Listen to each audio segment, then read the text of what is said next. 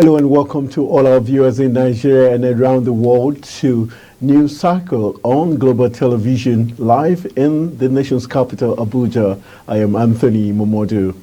President Bola Tinubu has expressed his condolences over the death of a former Speaker of the House of Representatives, Gali Na'aba. His special advisor on media and publicity, Ajuri Ngalale, revealed this in a statement on Wednesday. The statement added that the president expressed grief at the loss, recalling the contributions of the late ex-lawmaker to nation building through legislation, advocacy, and policy. The president recalls Speaker Na'aba's determined struggle to defend the functionality and role of the legislature in governance, describing him as a disciplined and resolute politician. President Tinubu praised for the repose of the soul of the departed and comfort for those who mourn his painful loss. President Bola Tinubu says federal and subnational government of Nigeria have the mutual responsibility of ensuring the country's peace and stability. Speaking during a meeting with the Nigerian Governors Forum (NGF) at his residence in Lagos on Tuesday, the president reiterated his condemnation of the latest killings in Plateau State. Addressing the governors, the president issued a stern directive to security agencies to halt the carnage in Plateau State and intensify the pursuit of those responsible for the recent tragic events in Bokos and Bakinladi local government areas. Condoling with victims, President Tinubu emphasized the sanctity of human life and called for the paradigm shift among those with contrary beliefs, cautioning them about the inevitable consequences of their action. Governor Rotimi Akeredolu of Ondo State is dead. According to report, Akeredolu died in Lagos on Wednesday. The Ondo governor died at the age of 67. It was learned that he was managed by State House doctors up to his death because they could not fly him abroad. They were looking for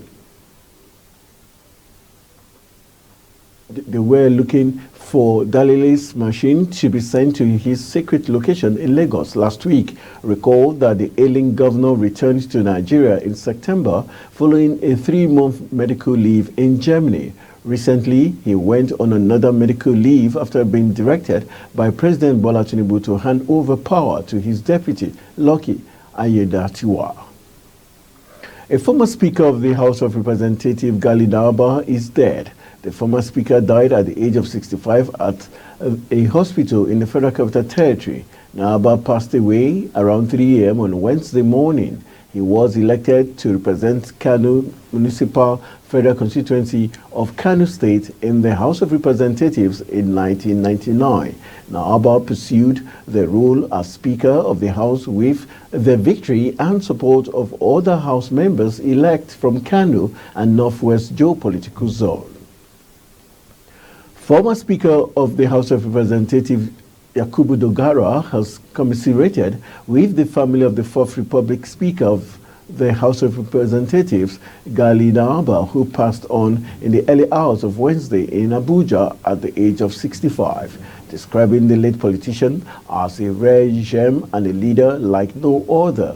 Dogara lauded Na'aba for his role in the defense of democracy while holding sway as the Speaker of the House of Representatives. He stated that Na'aba was a repository of knowledge who always was willing to share from his fountain of wisdom whenever the legislature ran into murky waters and needed clarity to proceed. Dogara also commiserated with his immediate family, the government, and people of Kano State and Nigerians.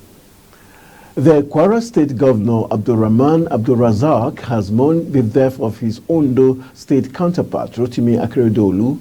A chieftain of the ruling All Progressive Congress in the state said arrangements were being concluded to swear in his deputy Lucky Aiyedatiwa. The state government has yet to speak on the matter, but reacting to the development, Abdulrazak, who is the chairman of the Nigerian Governors Forum, in a statement on Wednesday by his spokesperson, Rafiu Ajekaye described Akeredolu as an exceptional statesman who made indelible marks in public service, adding that as painful as his exit is to all of us, we take solace in his fine legacies as a gentleman and statesman. We ask God to repose his soul and look after his family. Police in Cross River State confirmed the arrest of 2 members of a 4-man kidnap gang.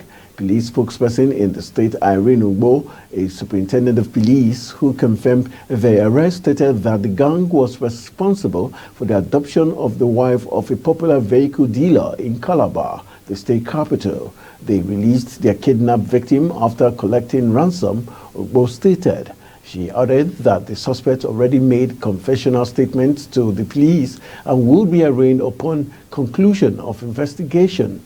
Lawn ran out on the door as police tracked the owner of the bank account into which they received the ransom money. Ugbo added that locally made pistols, ammunition, phones, and other valuable items were recovered from the door. She warned members of the public against sharing of their bank details with others, as such details could be used for fraud or for other illicit dealings. The Central Bank of Nigeria has affirmed the safety of funds in Nigerian banks, emphasizing the stability of the country's banking sector. The Apex Bank therefore advised the public to continue with their regular banking activities without succumbing to the alarm caused by unverified reports not originating from the CBN concerning the health status of Nigerian banks.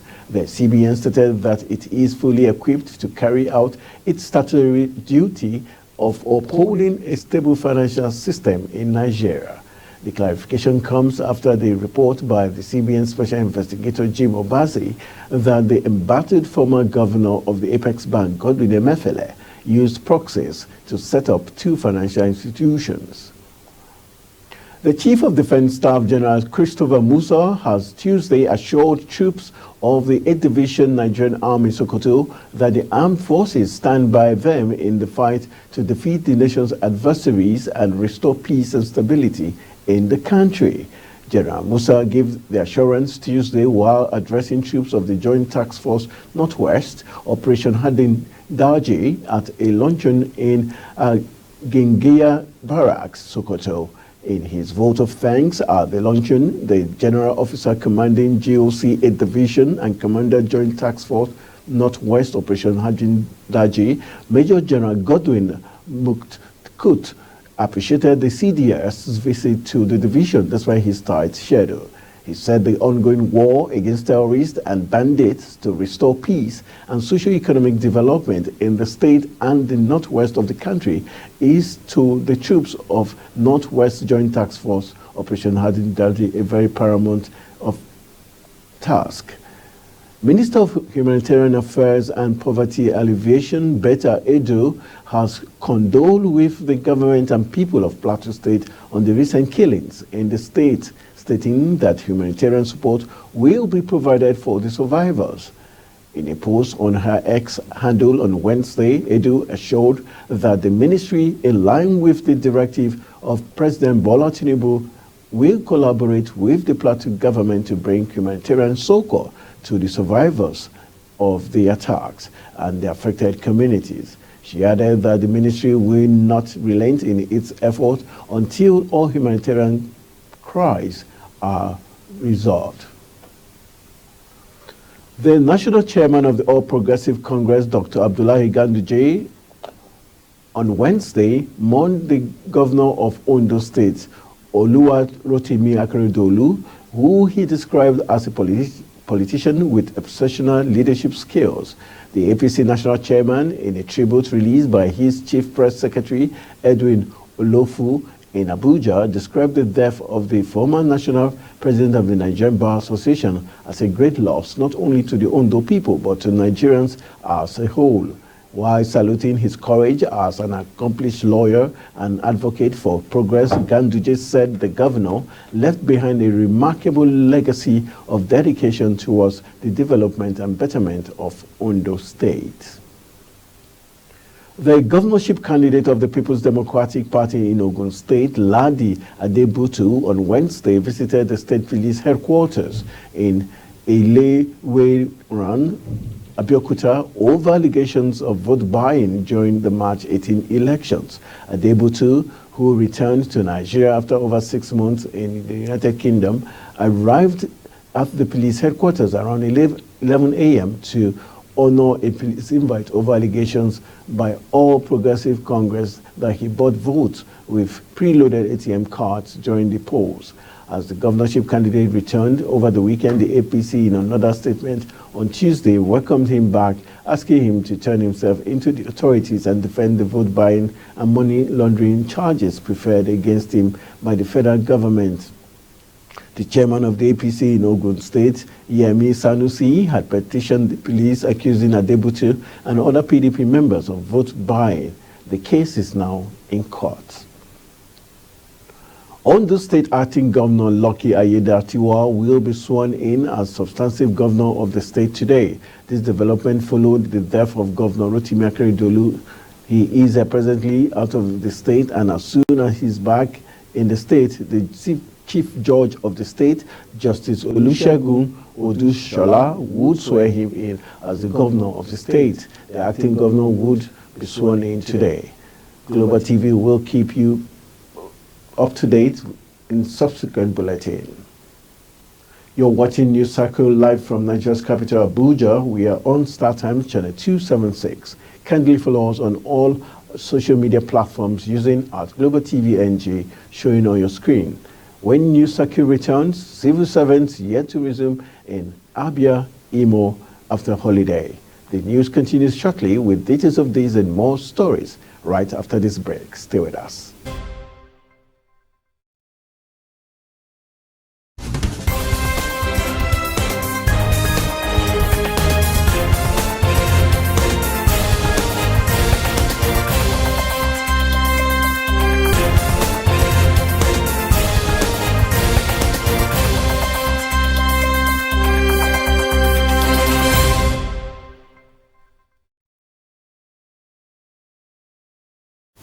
Welcome back from the break. The resurgence of diphtheria in 2023 emerged as an unexpected and formidable foe, challenging health systems across the country. The Nigerian Center for Disease Control and Prevention, NCDC, noted that people most at risk of contracting diphtheria are children and adults who have not received any or a single dose of the pentavalent vaccine, people who live in crowded environments, in areas with poor sanitation, and healthcare workers who are exposed to suspected or confirmed cases of diphtheria.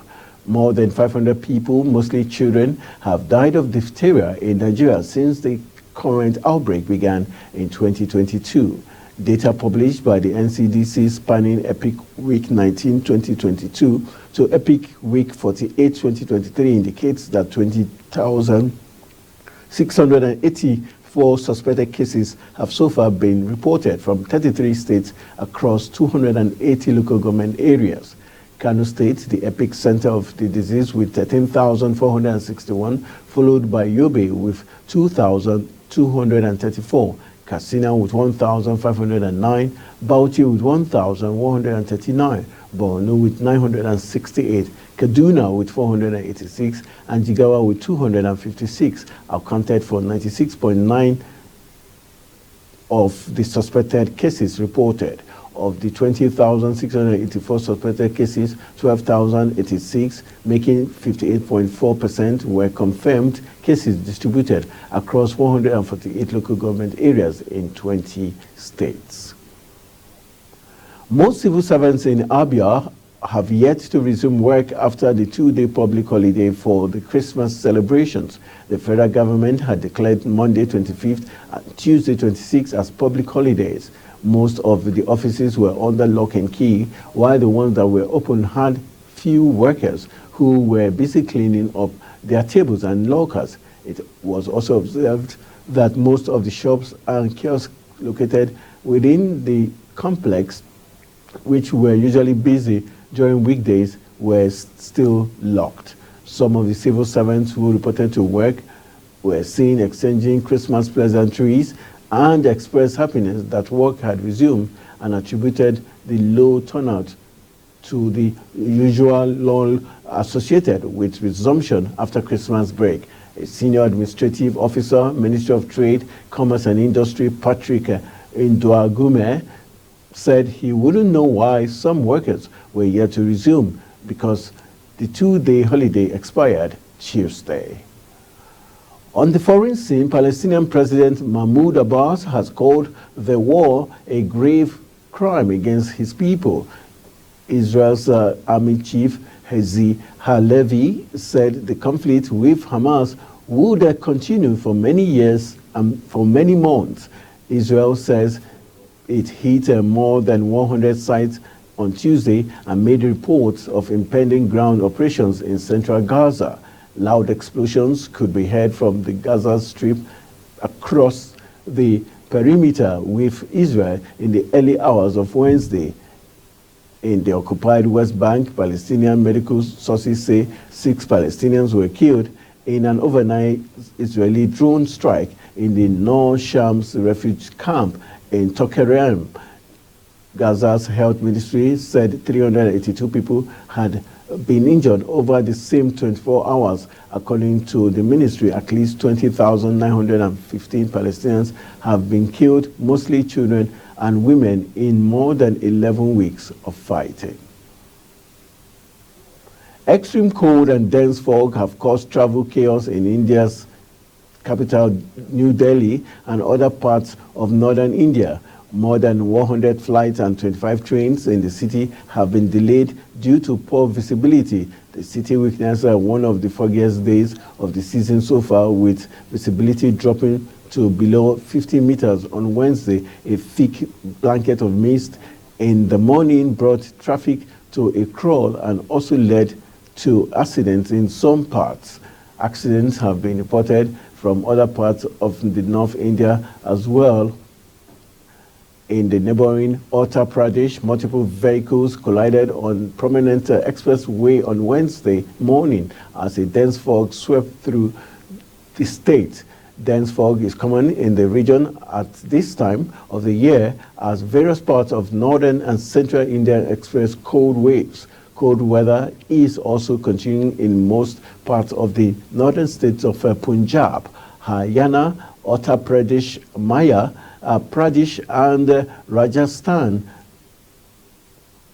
and the Indian administered Kashmir. India's weather office has issued an alert saying the foggy conditions would continue for the next 5 days. It has also asked people to avoid going out unless there is an emergency and to cover their faces adequately when outdoors.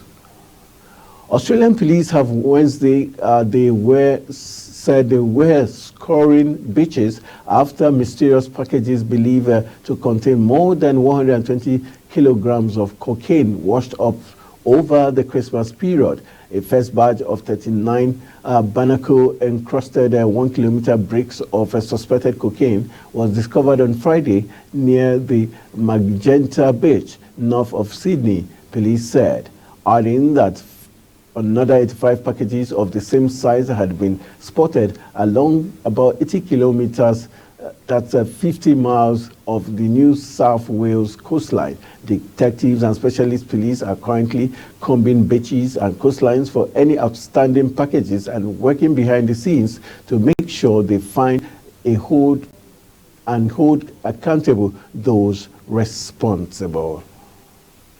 South Korean actor Lee Sung-kun, best known for his role in the Oscar-winning film Parasite, has been found dead.